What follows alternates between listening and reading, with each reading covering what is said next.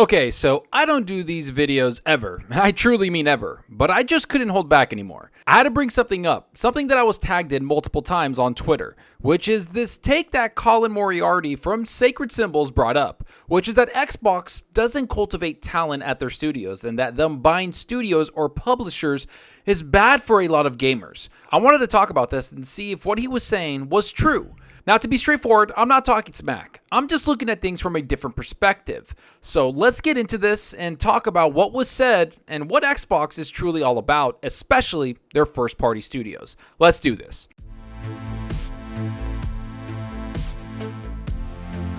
Hey, what's up everyone? Thanks for stopping by and checking out the video. Remember to hit that subscribe button and that like button. The support is greatly appreciated. And if you want to be notified on future content, make sure to hit that small little bell icon. It helps out the channel a lot. Alright, enough of that, because I have a lot of things to talk about here, because I've been tagged about this whole take that Colin had on the Xbox Game Studios so many times. In case you don't know, he said that if Xbox buys Take-Two and takes away GTA from 150 million people, also known as PlayStation gamers, it's going to be heinous with a capital H. His reason behind this is because Xbox has not cultivated a lot of their own talent. A lot of their first-party studios they've created haven't lived up to the hype, so to speak. And to have full disclosure, I have to admit, some of the things that him and his buddies said on that podcast are actually true. During the Xbox One generation, a lot of people felt that Xbox wasn't making good first-party games, that their internal studios were struggling to say the least. And to some extent that was true, and gamers did have reason to worry. They had a lot of trouble making great, highly rated games, especially when you look at some of the third-party deals that they internally made. Those games that were not made by Xbox first-party games. Games like Crackdown 3, Rise Son of Rome, and other games that didn't have high ratings. So to combat this, Xbox decided to buy a lot of studios to help expand their first-party studios and maybe, just maybe, compete with some of the publishers out there in the gaming world.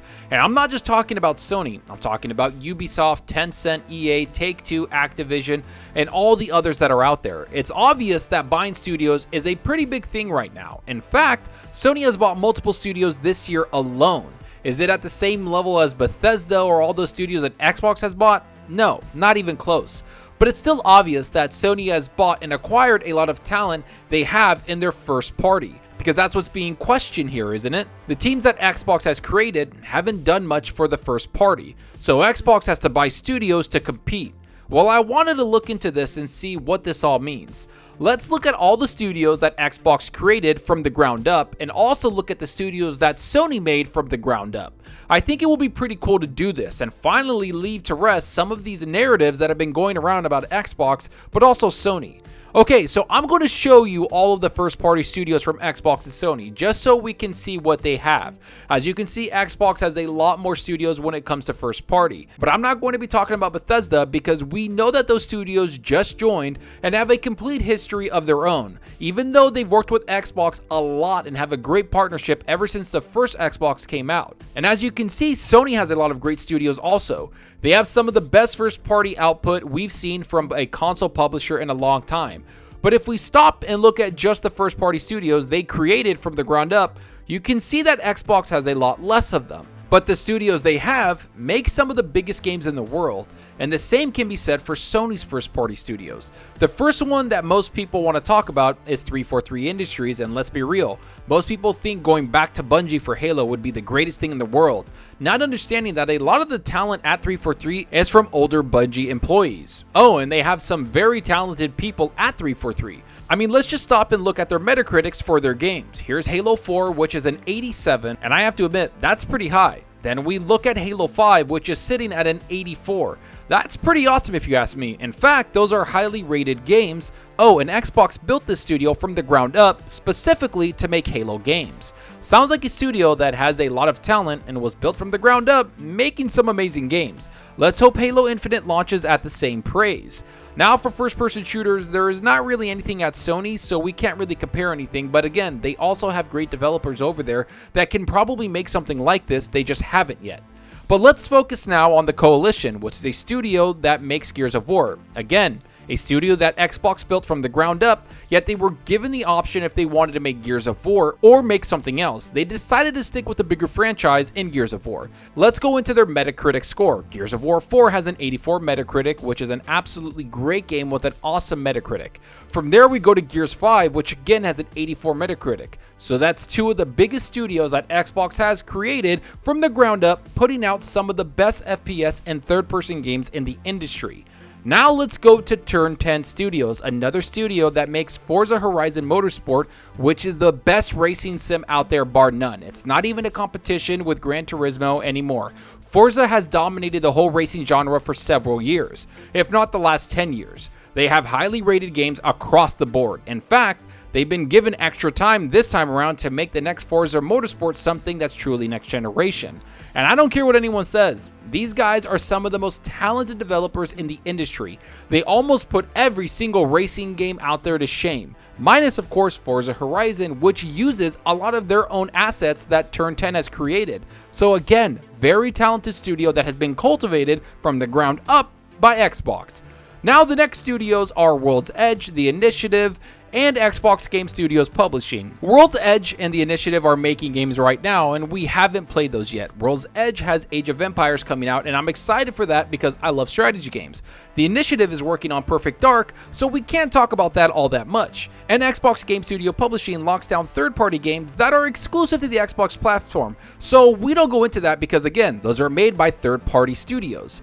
But the one studio I love to bring up is Rare, because they've been a part of Xbox for a very long time, I believe since 2002. They brought out some great games before, then kind of went on a downturn for a little while, but last generation they brought out one of the best games I've played in a very long time in Sea of Thieves. And see, now 20 million people have played it, the game is obviously great. So to me, they're one of the top developers at the company and have continuously updated Sea of Thieves with awesome content throughout the 3 years it's been out. So I just brought up multiple studios that make top-of-the-line games. Oh, and those games are completely different from each other. One is an FPS game that has always been one of the best in the industry. The other is a third-person shooter that is one of the best in the industry. Throw in the best racing game ever created, and we can see that Xbox not only makes some of the best games in the industry, they take a lot of pride in it.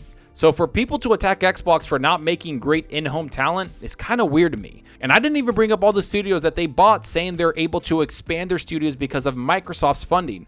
Not to mention Psychonauts 2 developers saying the game is what it is because of Xbox giving them more funding and time to make it. inXile saying they've expanded beyond anything they could have done before. Obsidian saying the same thing.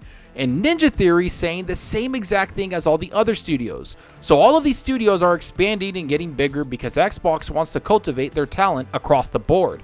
And to be fair, here's Sony's list of studios. Obviously, Sony Santa Monica Studios made God of War. San Diego makes MLB The Show. Polyphony Digital makes Gran Turismo. And the other studios they've created have gone and done some amazing things. Naughty Dog, Guerrilla Games, and Ben Studio have been with the company for almost 20 years. So I'll say Sony has cultivated them and matured them into the studios they are today. So as you can see, both Xbox and Sony have made some of the best games in the industry. So when I hear people getting angry about Xbox acquiring studios, it just makes me cringe.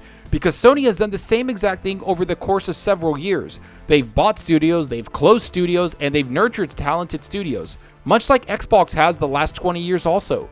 The only difference that stands out to me is that if Xbox buys a new studio, those games are coming to Xbox console, PC, and mobile platforms with xCloud. That's something that Sony's PlayStation just doesn't do.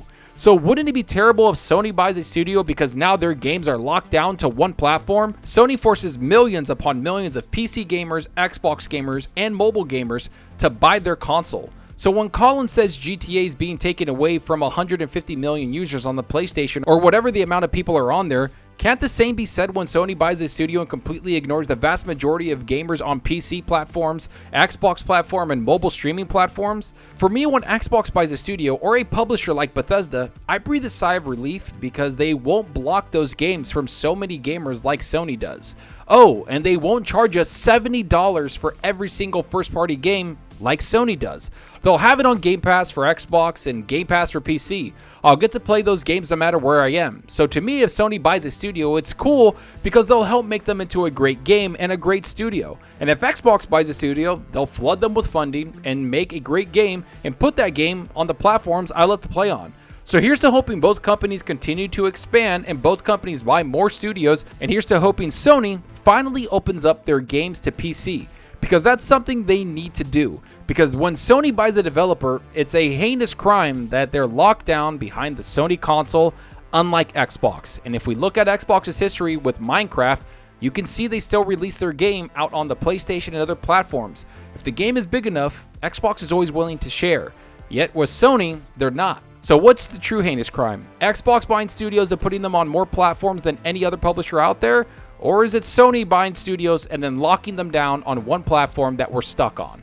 Either way, let me know what you think about all of this. And I want to say I'm not attacking anyone, just pointing out some of the things I see around the industry, because it's weird to hear someone with so much knowledge like Colin say something like this. To me, it just seems like he's a little annoyed that he can't play those games on the platform he prefers, which is PlayStation. Just like I would be angry if Elder Scrolls, Fallout, and all those games Xbox bought could not be played on PC or Xbox. Yet I don't have to worry about that, because Xbox has opened their platform, something I see Sony doing very soon, hopefully. So let me know down below what you think, because this is a topic a lot of people tend to talk about a lot, and I'm happy to talk about it, and I'm happy to kind of give my 2 cents about it, because I think it's very important to talk about these things, because hey, everybody's take has validation, and I think we should all kind of talk about games together and get our points out there to show the industry what gamers really want.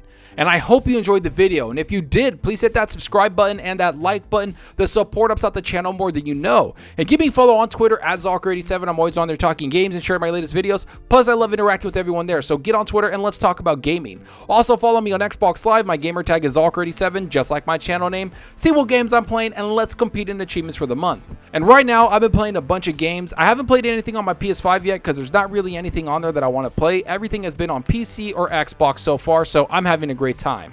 And let me know what you're playing. Are you playing something on your PS5, your Xbox, or are you waiting for one of the new games to come out next month? Let me know down below, because that's what we're here for, so talk games. And that's all for now. Thanks for watching, and until next time, remember, enjoy your gaming. Later.